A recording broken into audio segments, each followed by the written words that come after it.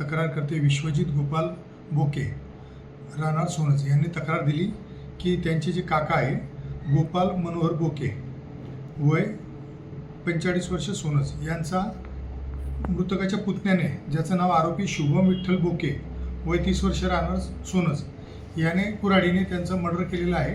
त्यांच्या छातीत वार करून त्यांचा जीव घेतलेला आहे. अशा लेखी तक्रारीवरून आरोपी शुभम विठ्ठल बोके याच्याविरुद्ध जुने कलम 302 नुसार गुन्हा दाखल झालेला आहे. आरोपी त्याला अटक केलेला आहे आणि आता पोलीस पुढचा तपास करीत आहेत. सर त्या आरोपीत अटक जो इसम आहे तो मृतकांचा पुतण्या आहे. काका पुतण्या असं एकामेकाचं नातं आहे. एकाच गावात राहतात, एका वाड्यात राहतात आणि त्यांचं जुनं आपसी वैमनस्य होतं, जुने वादतंटे होते. त्याच्यामुळे त्यांनी एकमेकाला मारहाण केली, त्यामध्ये ते मर्डर झालेलं आहे. सर त्यांच्या जे मृतकाचे परिजन आहेत त्यांनी सांगितलं होतं की काल आम्ही रिपोर्ट दिला होता, त्याच्यावर प्रशासनाने कोणती कारवाई केली नाही, त्याच्याबद्दल काय मत आहे? त्यांचा काय रिपोर्ट होता तो बघता येईल, पण ते काल त्यांनी शिवीगाळ धमकीचा एक रिपोर्ट होता त्यांचा.